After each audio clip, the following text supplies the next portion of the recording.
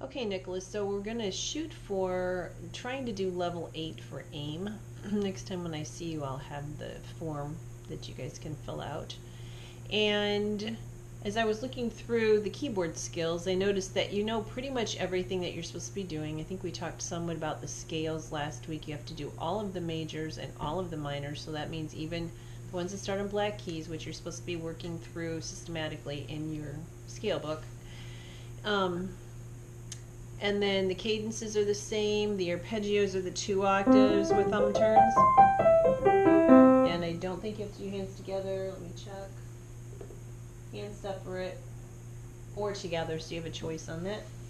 The one thing that I don't think we have done yet, I think we might have done one of these, but not the whole cadence. They have a chord progression where you would play a major, augmented major, and then minor, diminished minor, all in the same key. So for instance, if I was going to do that in C major, I would start with my C major triad. I'd augment that, which means I'm going to make a major third on top of a major third, so I raise my top finger half a step. That's the C augmented. Back to the major. Then I'm going to make that minor, diminish it by going my top note down a half step, and then back to the minor. So it would sound, without me talking in between, it would sound like this. And you're supposed to be able to do that starting on any note. So if they said do that on A flat, the nice thing is that once you get the muscle memory figured out, they're all the same.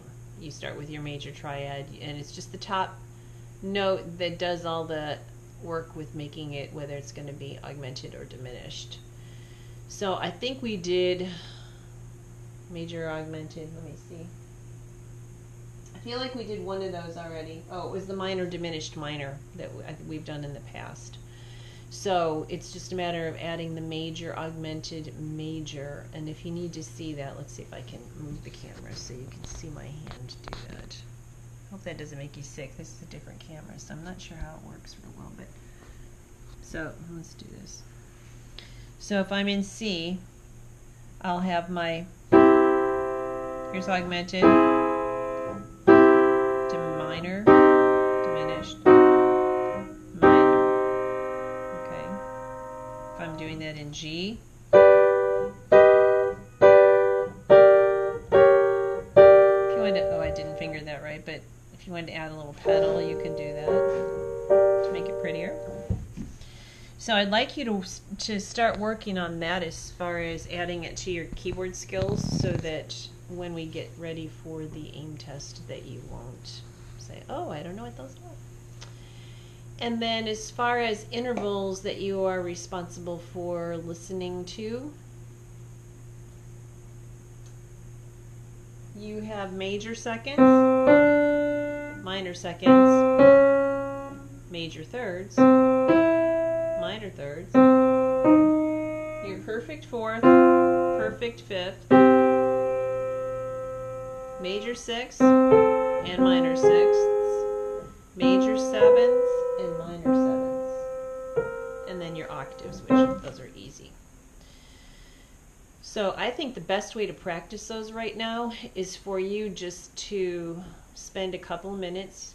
You don't have to do more than 2, but try playing some of those intervals. Maybe just pick a key and practice what does it sound like to make a major third, minor third. Pick another key and say, okay, this time I'm going to do a perfect fourth.